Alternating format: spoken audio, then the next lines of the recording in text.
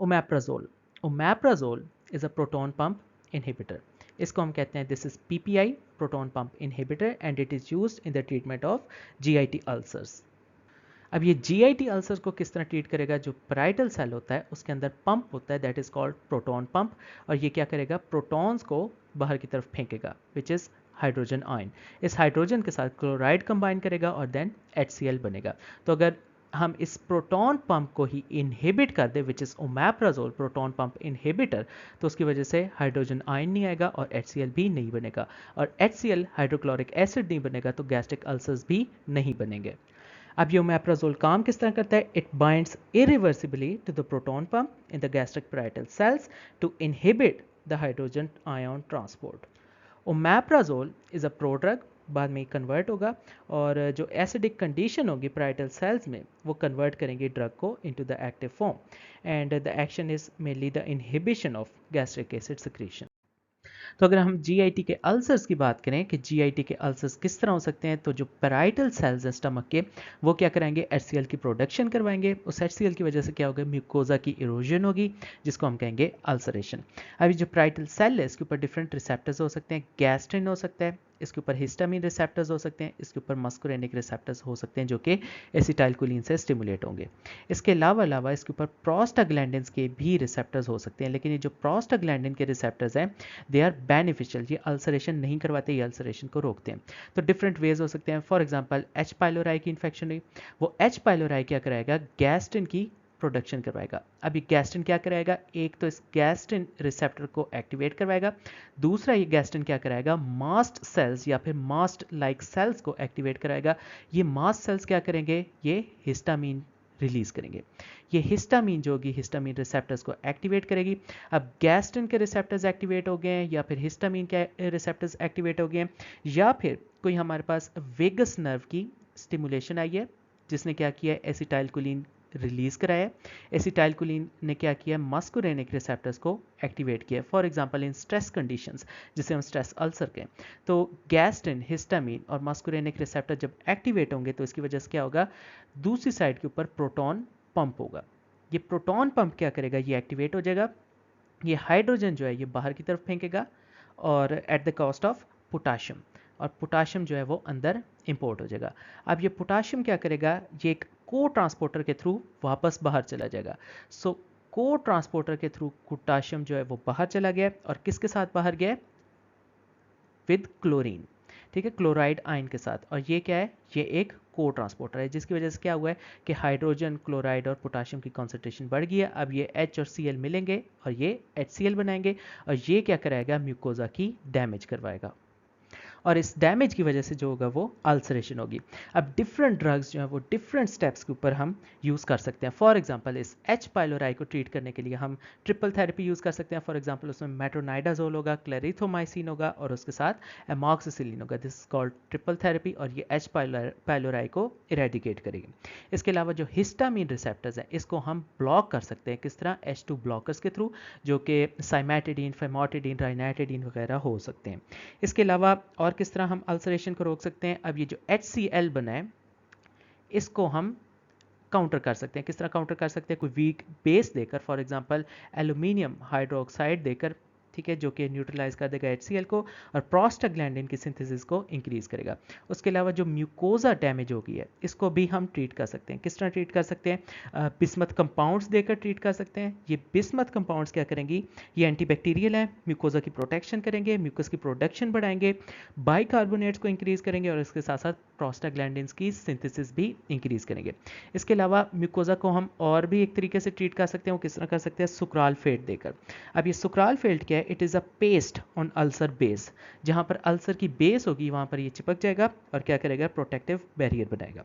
इसके अलावा क्या कर सकते हैं? जो प्रोटॉन पंप है इसको इनहिबिट कर सकते हैं। किस तरह? PPIs विच आर ओमेप्राजोल, ठीक है, इसोमेप्राजोल वगैरह। तो अगर ये ही इनहिबिट हो जाएगा तो HCl की प्रोडक्शन जो है वो फॉल कर जाएगी और अल्सर जो है वो ट्रीट हो जाएगा। और फाइनली जो प्रोस्टाग्लैंडिन्स हैं जो इस सब को इनहिबिट कर रहे हैं, ठीक है, नॉर्मली प्रोस्टाग्लैंडिन्स जो है वो अल्सरेशन नहीं करवाते, प्रोटेक्टिव है, एक लेयर बना देते हैं।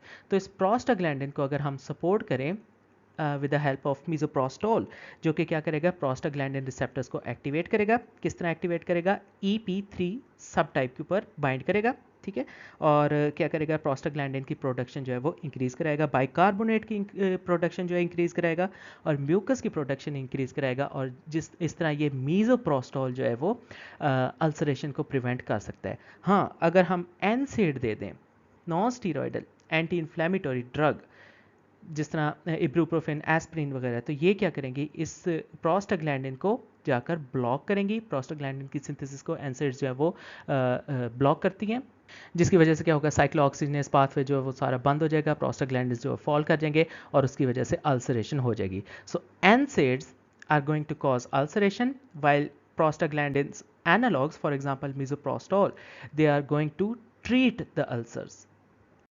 फार्माकोकाइनेटिक्स की बात करें तो इसका जो मेटाबॉलिज्म होगा वो लिवर में होगा, और लिवर में किस तरह, P450 एंजाइम सिस्टम के थ्रू। हाफ लाइफ जो है वो 1 to 2 आवर्स है। Duration of action is long, 2 से 3 दिन का है। क्यों? क्योंकि ये कोवैलेंटली बाइंड करता है प्रोटॉन पंप के साथ। The production of new PP molecules determine the rate of recovery, and omeprazole needs enteric coating to prevent action of acid before absorption.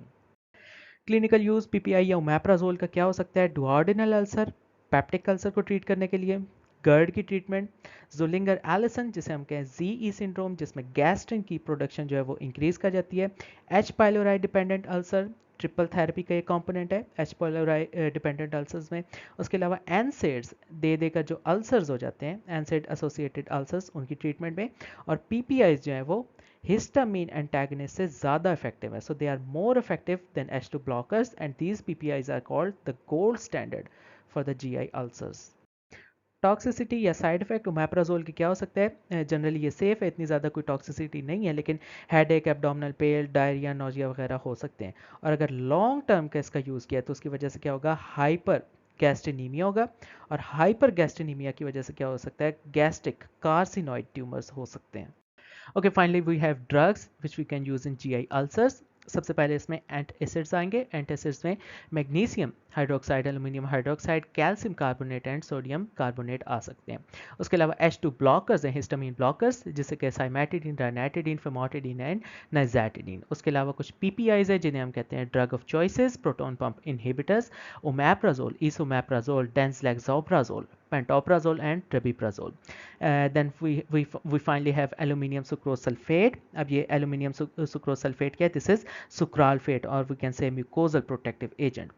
उसके बाद mesoprostol है। ये mesoprostol क्या है? This is PGE1 analog, या simply हम कहें this is EP3 सब टाइप, ठीक है। तो ये भी अल्सर्स की ट्रीटमेंट में हम यूज़ कर सकते हैं। उसके अलावा बिस्मथ सबसिलिसाइलेट, बिस्मथ यानी कोलॉइडल सोल्यूशन कह सकते हैं, म्यूकोजल प्रोटेक्टिव एजेंट कह सकते हैं। उसके अलावा अगर H पाइलोराई इन्फेक्शन हुई है तो उसके लिए क्लेरिथ्रोमाइसिन, अमॉक्सिसिलिन और metronidazole we can use it for triple therapy. उसके अलावा IBD है, अगर इन्फ्लेमेटरी बावल डिजीज़ जिसमें अल्सरेटिव कोलाइटिस और क्रोन डिजीज़ आ जाती हैं, इसमें भी अल्सर्स बनते हैं, और इसकी ट्रीटमेंट में आ सकता है मेसालामीन विच इज़ 5-अमाइनोसिलिसाइलिक एसिड। उसके अलावा अमाइनोसिलिसाइलिक एसिड के कुछ और डेरिवेटिव्स है जिसमें पेंटासा, एसाकोल और लाइल्डा आ सकते हैं। उसके अलावा कुछ एजो कंपाउंड्स है जिसमें बेलसालाजीन, ओलसालाजीन और सल्फासालाजीन आ सकते हैं। इसके अलावा इन्फ्लेमेटरी बावल डिजीज IBD जो है उसमें एंटीबायोटिक्स का कवर देंगे, स्टीरॉइड्स देंगे जिसमें budesonide which is a type of glucocorticoid ये देंगे। उसके अलावा कुछ इम्यूनोसप्रेसिव एंटी मेटाबोलाइट्स है जिसमें एजाथायोप्रिन, 6-मेरोकैप्टोप्यूरिन और मिथोट्रेक्सेट आ सकते हैं, ये देंगे। देन IBD में इन्फ्लेमेटरी बावल डिजीज में और क्या दे सकते हैं, एंटी TNF ड्रग्स दे सकते हैं जो कि TNF के अगेंस्ट काम करेंगे। These are golimumab, adalimumab and infliximab. इसके अलावा IBD में 2 और ड्रग्स दे सकते हैं, these are natalizumab and vedolizumab. अब ये जो नेटालिजुमाब और विडालिजुमाब है, these are integrin blockers, so integrin blockers हैं, और and these are human monoclonal antibodies. उसके अलावा अगर ईसोफेजियल वेरिसेस हुई हैं तो उसमें ऑक्ट्यूटाइड और प्रोप्रानोलोल देंगे। Now this octreotide is somatostatin analog, while this propranolol is beta blocker, and these two drugs are for esophageal varices.